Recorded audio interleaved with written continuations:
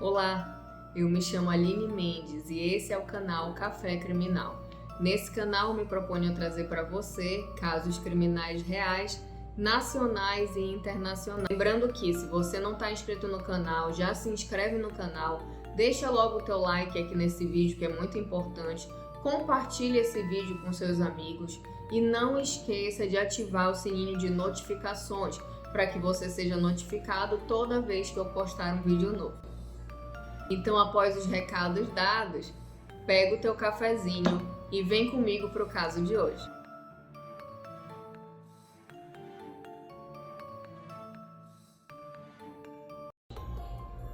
Bom, hoje nós vamos falar sobre Francisco da Costa Rocha, mais conhecido como Chico Picadinho. Francisco nasceu no dia 27 de abril de 1942, em Vila Velha, no Espírito Santo. E quem era Francisco, né? O Chico Picadinho.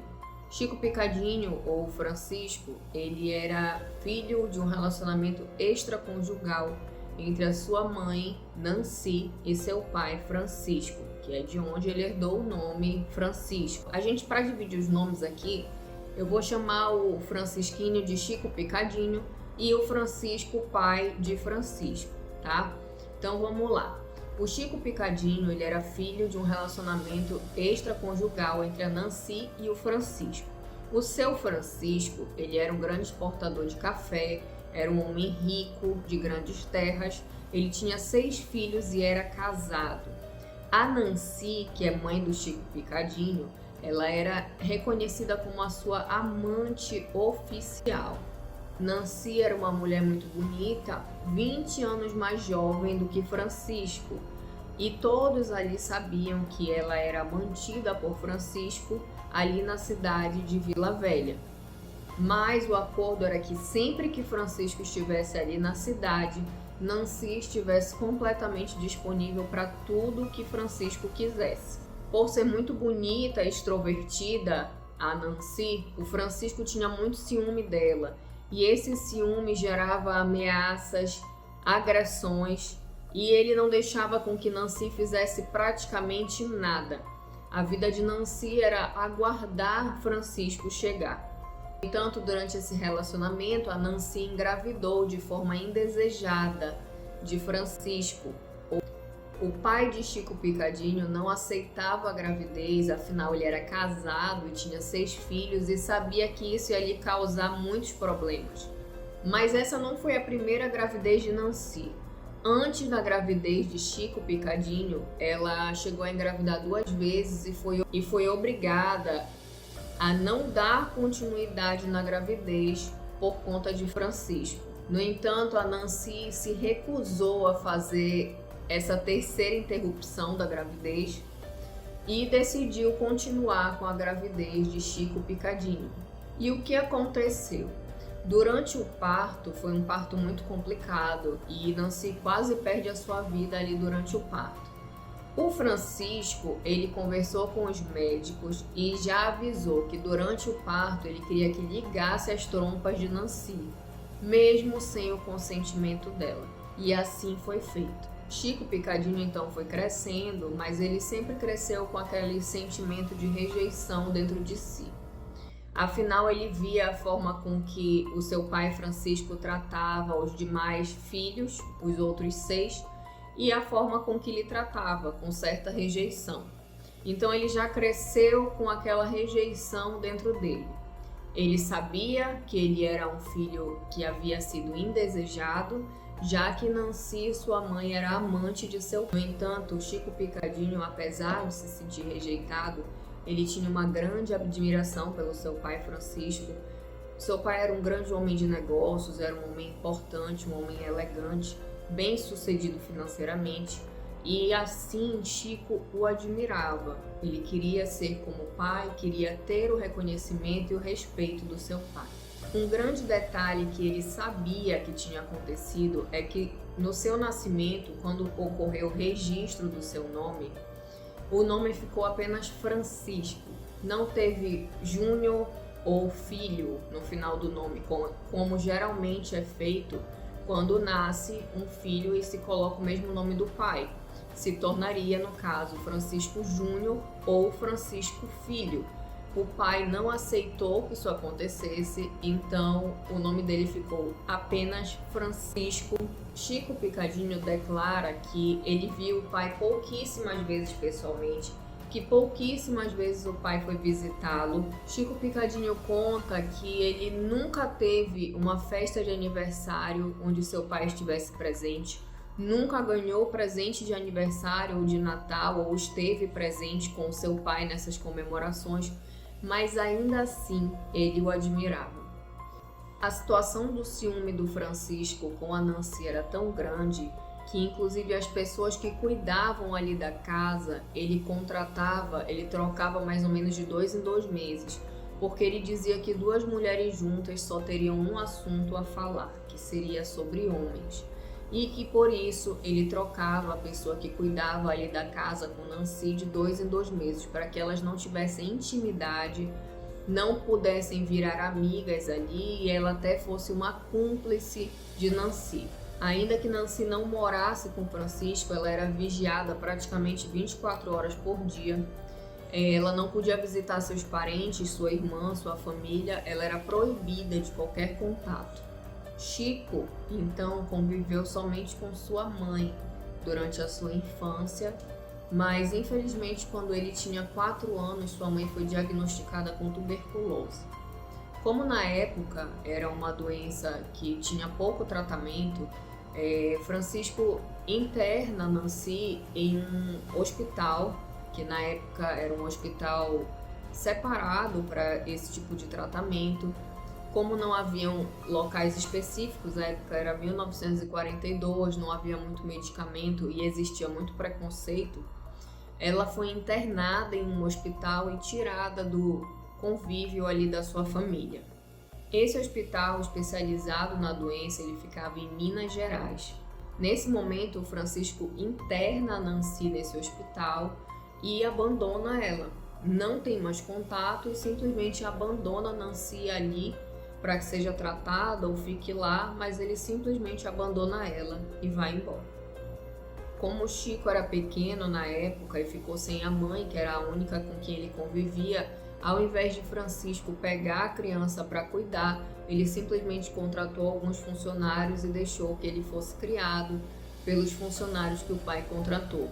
Não tendo qualquer vínculo, qualquer tipo de reconhecimento como filho, qualquer contato direto com o filho, ele simplesmente contratou pessoas e deixou na casa para que cuidassem de Chico. O local onde Francisco levou Chico para ser cuidado era um sítio e ele deixou sob os cuidados de um casal que ele contratou. Esse casal relata que Chico era um menino encapetado, como eles dizem no termo deles, que ele tinha umas atitudes estranhas e que parece que ele vivia assombrado pela casa.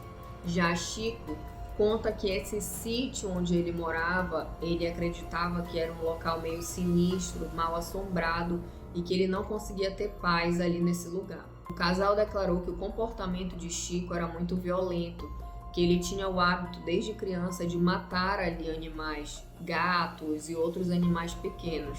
Quanto a isso, o Chico declarava que ele só fazia isso para testar a teoria de que se realmente gatos tinham 7 vidas. Mas a forma com que ele agia era extremamente brutal. Alguns gatos ele queimava, afogava, enforcava, então ele agia de forma brutal e violenta com esses animais. Esse casal, ele não tinha muito assim amor pelo Chico, né? Eles criavam ele meio que só para não morrer ali de fome.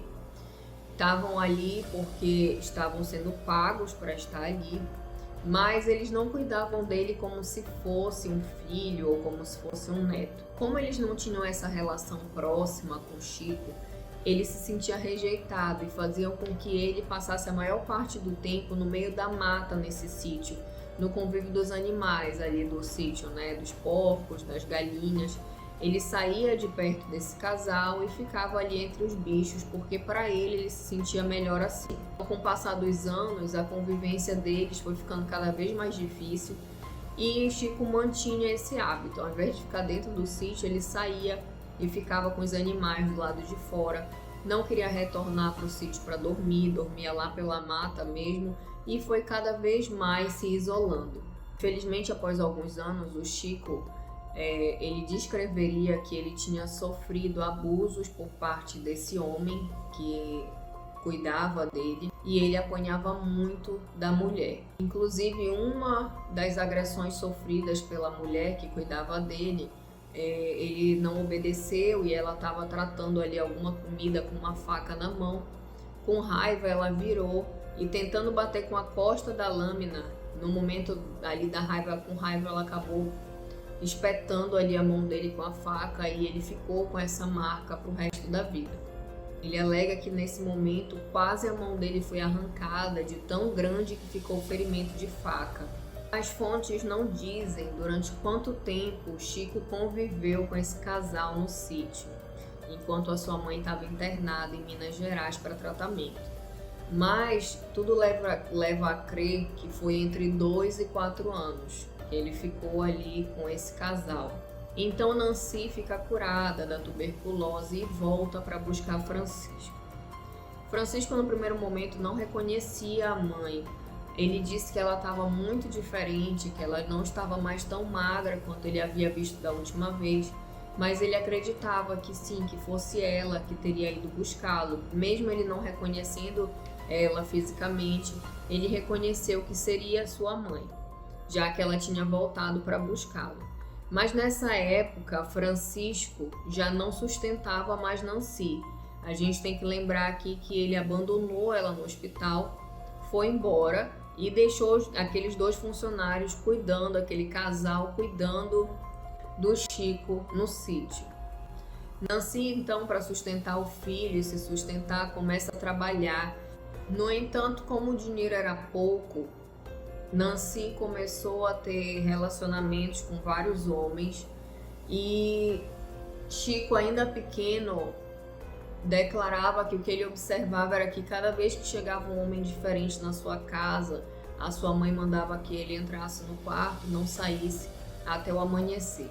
Então nós podemos levar em consideração qual era o outro tipo de serviço que Nancy fazia nessa época. Acho que não precisa dar muitos detalhes. Bom, a mãe de Chico nega tudo isso, essa parte aí, né, desses atendimentos, e ela conta que assim que Chico teve idade para estudar, já que ele era muito interessado em literatura, o pai dele paga para que ele vá estudar em uma escola de padres. Havia muita reclamação de que Chico era muito briguento, que Chico reclamava muito, que seria uma criança indisciplinada. Em uma das vezes ele aprontou na escola e foi chamado para a diretoria para conversar sobre a situação que ele tinha feito. Quando ele chegou lá, ele teria visto um colega da sua idade, ali ele estava entre a 3ª e 4ª série, sentado supostamente no colo do padre, e isso fez com que ele lembrasse dos abusos que ele passou com aquele homem lá no sítio, fazendo com que ele ficasse em completo pavor ali na escola. A partir desse momento ele não conseguia mais tirar notas boas, ele foi reprovado e então em seguida ele foi expulso do colégio. O Chico, como ele foi expulso do colégio estando na 4ª série, ele passou de escola em escola, mas ele nunca se mantinha em lugar nenhum. A partir daquele momento ele não tinha mais interesse em estudar e ele passava de escola em escola, se mantendo ali na 4ª série durante muitos anos. Depois de fato abandonar a escola, então Chico começou a andar com garotos mais velhos pela rua, começou a aprontar por aí com garotos mais velhos, e a Nancy, ela nunca brigava com ele. Ela tentava manter um relacionamento de amizade com ele, porque ela não queria muito julgamento também. Então, a partir desse momento, ela não julgava nem condenava as atitudes dele, e ele ficava por aí com garotos mais velhos na rua, sem dar satisfação para ninguém. Infelizmente, isso não geraria coisas boas na vida do Chico. Então, quando ele tinha 12, 13 anos, ele começou a sofrer abusos físicos e psicológicos desses rapazes com quem ele andava. Depois de muito aprontar, o Chico decidiu que queria tomar um rumo na vida, e quando ele tinha por volta de 16 anos, ele queria entrar na escola naval. e se tornar marinheiro. Mas a Nancy não aceitou de jeito nenhum. Como ele era menor, ele precisava da autorização da mãe para se inscrever. E ela não autorizou, e assim ele não pôde seguir esse sonho. E a partir daí ele começou a buscar empregos convencionais para ver se ele conseguia mudar de vida. Mas a falta de disciplina do Chico fazia com que por diversas vezes ele fosse demitido e não parasse em emprego nenhum. Nessa época, Francisco com 16 anos, Nancy já tinha um novo relacionamento, já estava casada. Se o marido e Chico se mudam para o Rio de Janeiro para construir uma nova vida.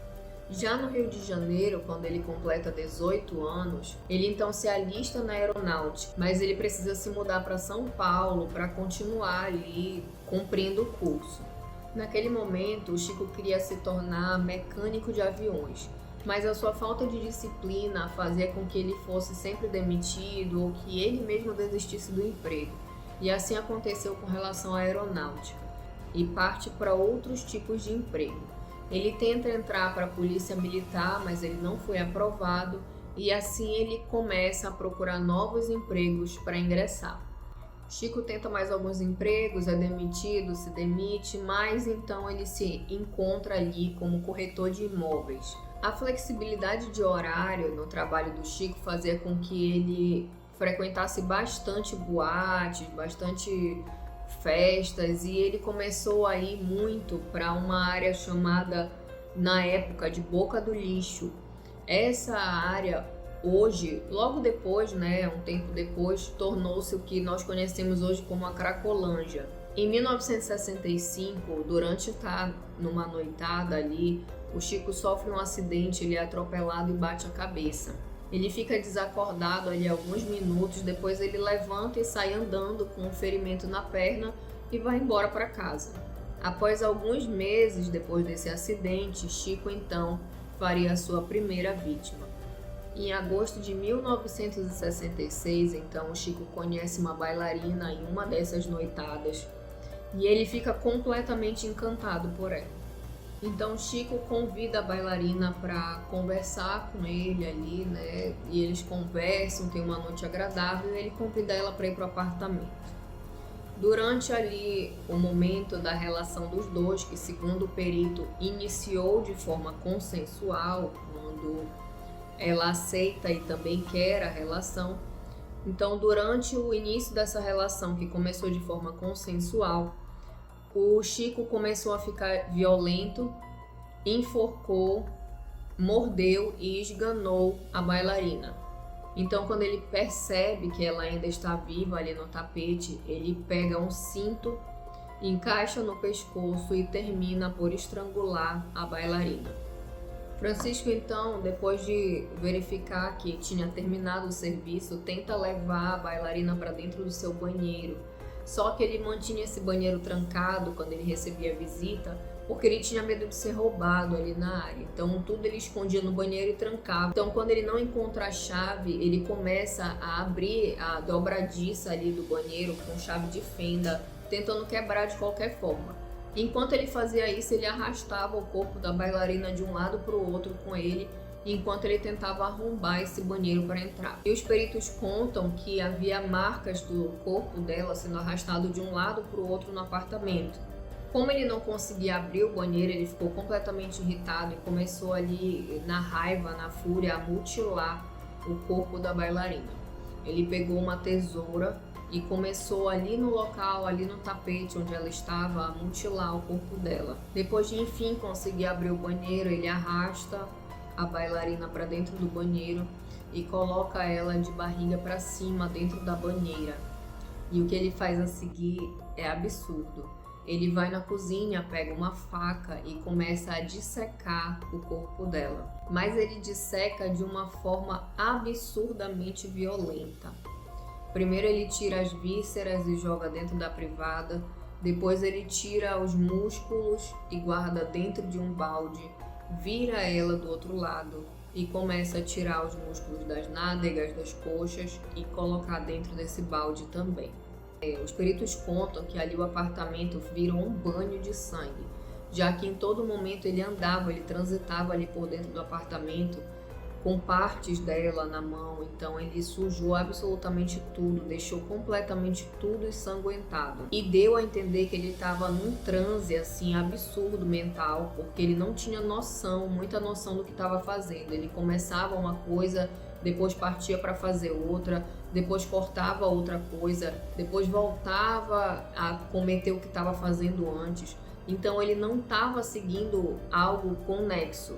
Ele começou ali a ter devaneios e a fazer várias atrocidades com ela e andava de um lado para o outro do apartamento, fazendo com que a perícia descrevesse que tinha sido o maior banho de sangue que eles já tinham visto ali em qualquer cena de crime. Haviam pegadas dele descalço, só sangue, por todo o apartamento. Logo que finalizou, ele parece ter saído daquele transe, daquela loucura que ele estava tendo naquele momento. Então ele se desespera, pega uma garrafa de álcool, joga em cima dele e tenta se limpar de tudo que ele tinha feito. No desespero, o Chico desmaia e só acorda à noite, já no outro período à noite. E ele tinha combinado de sair para jantar com um amigo, inclusive um amigo que dividia com ele esse apartamento. Então ele tenta de qualquer forma se limpar, fazer de tudo para tentar ocultar o que tinha acontecido ali. Ele se arruma e desce para encontrar o amigo no andar de baixo para que eles possam sair para jantar e depois ele pensa em como resolver toda aquela bagunça.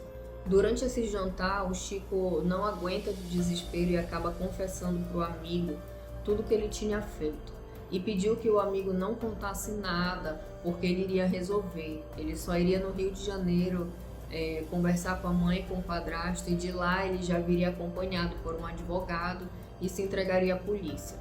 Então naquele momento o amigo concorda, só que quando ele para pensar em tudo o que estava acontecendo, ele lembra que o nome dele também estava no aluguel do apartamento. Então ele resolve contar tudo para a esposa e os dois vão até a casa de um delegado que era conhecido da sua esposa. E a partir daí o delegado então toma a frente nas investigações e passa a acompanhar os passos do Chico para que ele pudesse então ser preso. Logo que ele soube da situação, ele já encaminhou a equipe de perícia ao local, que foi a equipe que deu as declarações dizendo que nunca tinha visto um local com um verdadeiro banho de sangue como estava ali. E o delegado então fica ali aguardando uma ligação de Chico ao amigo para então poder prendê-lo.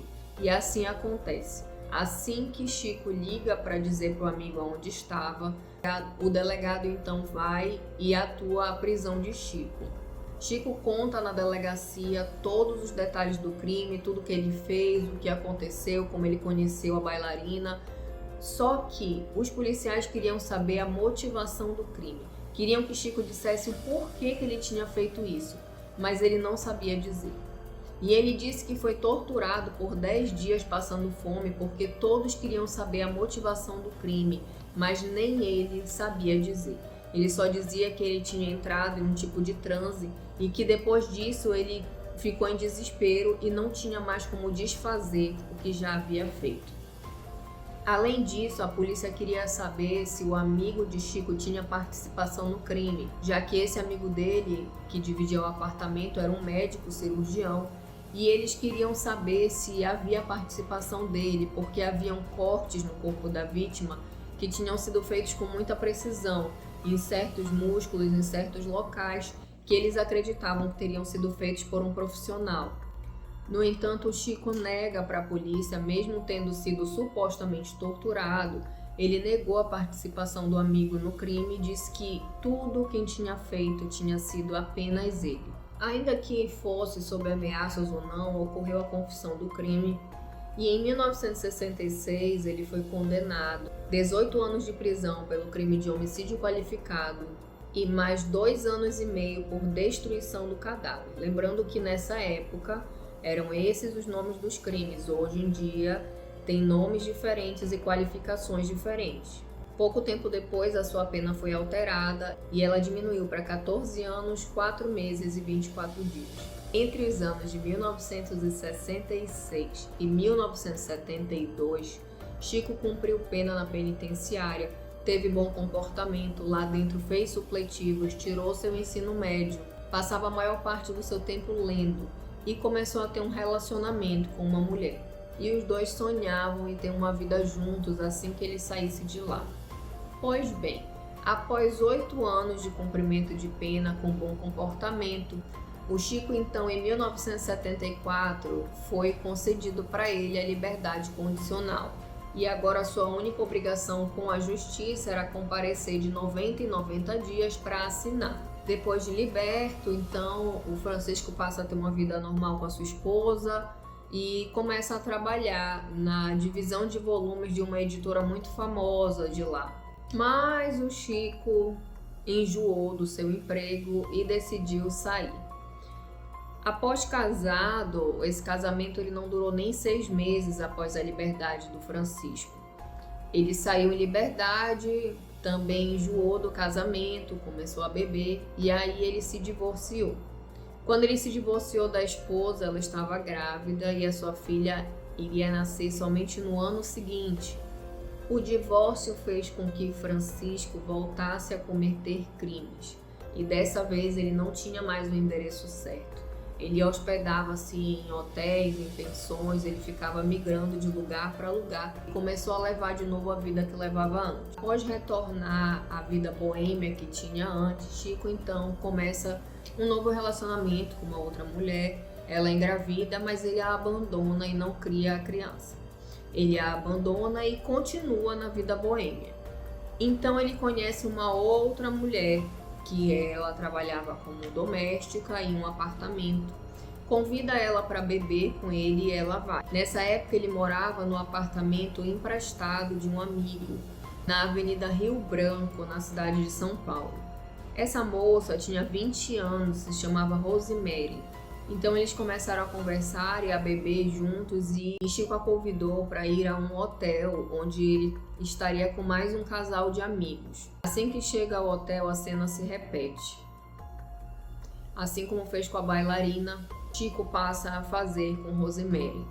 Ele morde, esgana, faz com que ela desmaie. Quando então Rosemary acorda do desmaio, ela percebe que tem sangue aqui escorrendo da sua jugular, aqui do pescoço, onde havia sido mordida, e do meio das suas pernas. Rosemary então corre e consegue atendimento na Santa Casa. Lá ela descobre que o seu útero havia sido perfurado por algum objeto durante ela estar desmaiada e que naquele momento ela também descobre que estava grávida de poucas semanas. Com a violência sofrida, Rosemary havia perdido a criança também. Rosemary então vai à delegacia e faz a denúncia de Chico. Francisco então foi levado à delegacia e quando chegou lá ele negou tudo. Dessa vez ele fez diferente. Ao invés de assumir, ele negou tudo, disse que não sabia da gravidez, disse que não tinha feito absolutamente nada, que eles tinham tido um envolvimento consensual e que a partir dali ela teria pego um táxi e ido embora. Que ele não sabia mais da vida da Rosemary. Ele foi liberado e a violência só passou a ser cada vez maior. Ele se envolvia com mulheres e praticava esse tipo de conduta com praticamente todas as mulheres com que ele se envolvia de forma extremamente violenta. Em outro momento, o Chico estava ali bebendo e conhece uma mulher chamada Ângela. Essa mulher, ela usava esse pseudônimo, esse nome não era dela. Ela era conhecida ali pela vizinhança por cometer muitos crimes e furtos, então ela utilizava peruca e a cada crime que ela cometia, ela trocava o nome e a personalidade, né? Ela trocava ali as vestimentas, a peruca e trocava o nome também. O Chico conhece essa mulher e passa a se relacionar com ela. Eles ficaram ali no bar conversando, depois foram para o apartamento. E aí Chico tem a mesma conduta com Ângela. No entanto, Ângela não teve a mesma sorte que Rosemary. Ângela morre ali no momento do estrangulamento e Chico comete exatamente os mesmos atos que cometeu no assassinato da bailarina. Ele arrasta Ângela ao banheiro, coloca ela dentro da banheira de barriga para cima e começa a dissecar a sua vítima. Após jogar as vísceras dentro da privada, ele viu que ali o encanamento entupiu, então ele começa ali a fatiar e a fazer picadinho do corpo daquela vítima. Por isso o nome Chico Picadinho, pela forma com que ele desfazia esse corpo. Ele liga o chuveiro para se lavar, para se limpar de todo aquele sangue, e embala o corpo em vários pedaços de saco plástico para poder fazer o transporte com mais facilidade. Ele então embala o corpo em 2 malas de viagem, uma mala verde e uma bolsa xadrez. Logo depois de ter feito tudo isso, ter se lavado, ele coloca as 2 malas na sacada, deita no sofá e dorme tranquilamente, porque ele estava extremamente cansado por tudo que ele havia feito. Por volta de 6h30 da manhã, então, o Chico acorda e ele pensa ali que foi só um pesadelo. Mas quando ele olha as malas, ele lembra de tudo que ele fez. E o que o Chico faz? Como aquele apartamento era emprestado de um amigo, ele deixa um bilhete, um recado, pro seu amigo. Agradecia ali a estadia, deixou o bilhete e saiu. A intenção dele ao sair era conseguir um carro para colocar as malas e despejar ali no rio. Só que durante tentar conseguir o carro e uma ajuda, o dono do apartamento, o seu amigo Joaquim, chegou. Quando ele chega, ele percebe o bilhete e ele percebe que o chão está completamente encharcado. Ele olha na sacada e vê as 2 malas, a mala e a sacola.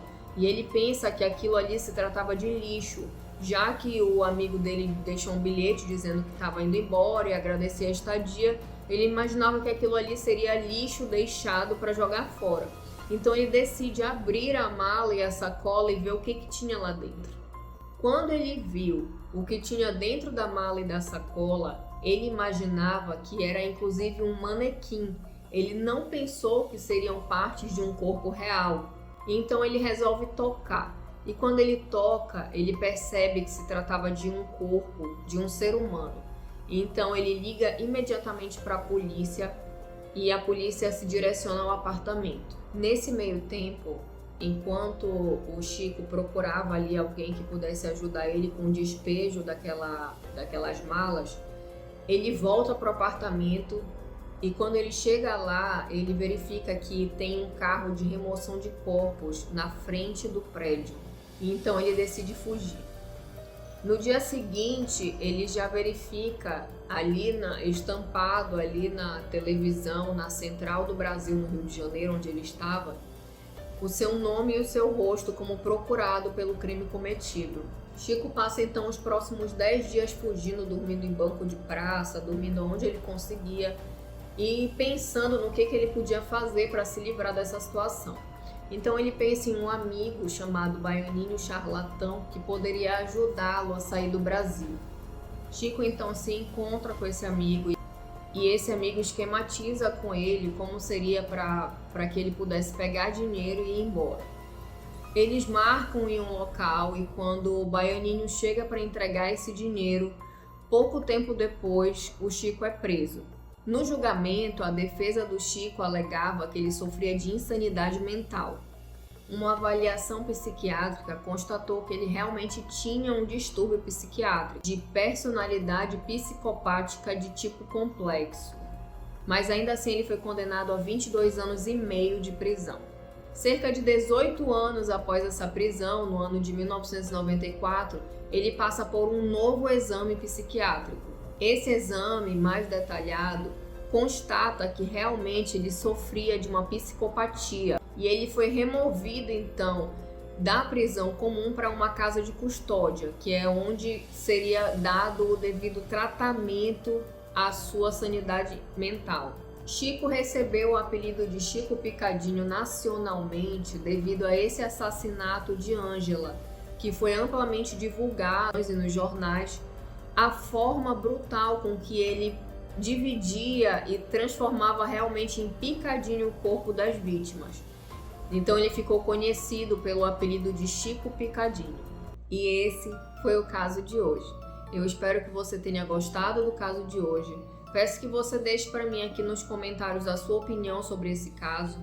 Se realmente o Francisco tinha ou não algum tipo de psicopatia, se o Francisco deveria ser tratado ou se ele deveria realmente ser julgado e condenado conforme a justiça brasileira, cumprido pena em regime fechado, se o Francisco deveria ter cumprido em um hospital psiquiátrico durante toda a sua condenação. Então deixa para mim aqui nos comentários a sua opinião sobre o caso de hoje. Não esquece de deixar o teu like nesse vídeo, compartilhar também é muito importante. E verifica aqui se você está inscrito no canal, senão eu vou deixar aqui em cima o link, você clica, se inscreve no canal e não esquece de ativar o sininho de notificações.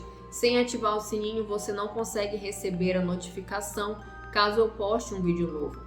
Então esse foi o caso de hoje, eu espero que você tenha gostado e até a próxima!